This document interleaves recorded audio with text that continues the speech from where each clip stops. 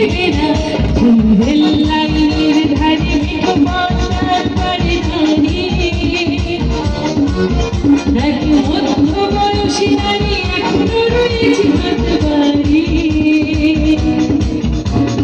rail লাইনের ধারে মেঘ বর্ষার পারে দাঁড়িয়ে এক মধ্য বয়সী নারী এখনো রয়েছে হাত বাড়িয়ে ঘরে ফিরবে